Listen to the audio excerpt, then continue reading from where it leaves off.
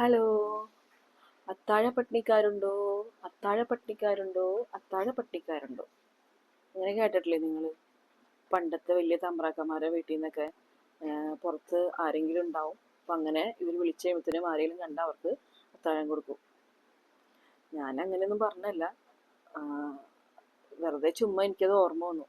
എനിക്ക് ഓർമ്മ വന്നത് മറ്റേ ആയിരം പറയില് മമ്മൂട്ടി ഉർവശിയൊക്കെ അഭിനയിച്ച സിനിമയില് എന്താ പറയാ, ഉർവശി ഇങ്ങനെ വിളിക്കണില്ലേ, അപ്പം മമ്മൂട്ടി പുറത്ത് നിന്നിട്ട് ചെല്ലണതൊക്കെ, അതാണ് ട്ടോ ഓർമ്മ വന്നേ. എന്തായാലും ഇന്നത്തെ അത്താഴം ബ്രെഡ് ഓംലെറ്റ്, കുക്കുംബർ, പിന്നെ ഒനിയൻ. കഞ്ഞിയും ചോറൊന്നും കഴിക്കാൻ ആർക്കും വേണ്ട, കാരണം ആശുപത്രിയിൽ നിന്ന് വന്നതിന് ശേഷം എല്ലാവരും ഇവിടെ വാടിത്തളർന്നുള്ളൊരു കിടപ്പ. വേദന, കരച്ചില്, പിഴിച്ചില്, ബഹളങ്ങളൊക്കെയാണ്. എന്തും കഴിക്കാൻ തോന്നും, പക്ഷെ അങ്ങോട്ട് വായിലിട്ട് പിന്നെ ഇറക്കാൻ പറ്റില്ല. അത്രയും പ്രയാസമാണ്. വെള്ളം പോലും കുടിക്കാൻ പറ്റാത്ത അത്ര വേദന. അപ്പം മംസ് വന്ന ആൾക്കാർക്ക്, അതായത് മുണ്ടിവീക്കം വന്ന ആൾക്കാർക്ക് അത് മനസ്സിലാവും. അത്രയും വേദനയാണ്.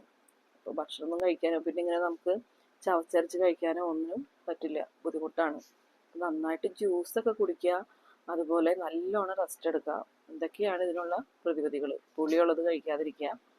അപ്പം എന്തായാലും അവർക്കാക്കിയപ്പോൾ പിന്നെ ഞാനും ചോറൊന്നും കഴിച്ചില്ല. ഞാനും ഈ ഒരു ബ്രെഡ് ഓംലെറ്റ് തന്നെയാണ് കഴിക്കാനെടുത്തത്. പിന്നെ ഇത് വരാതിരിക്കാൻ വേണ്ടി ദൈവത്തോട് പ്രാർത്ഥിക്കുന്നുണ്ട്. ദൈവം വിളി കേൾക്കുമെന്ന് നോക്കട്ടെ.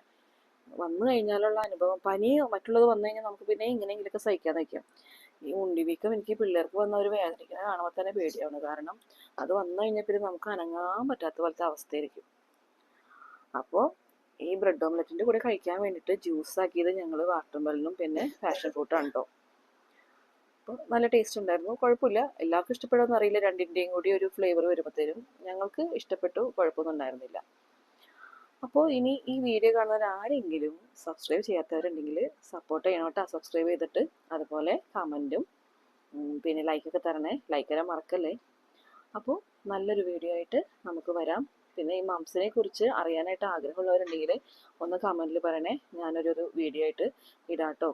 കാരണം ഇപ്പം നമുക്ക് നല്ല എക്സ്പീരിയൻസ് ആണ് ഈ ഒരു അവസ്ഥകളൊക്കെ കണ്ടിട്ട്. ഓരോ ദിവസം തോറും അതിൻ്റെ രീതികൾ മാറി മാറി വരും. അപ്പോൾ ഇത്രയേ ഉള്ളൂ.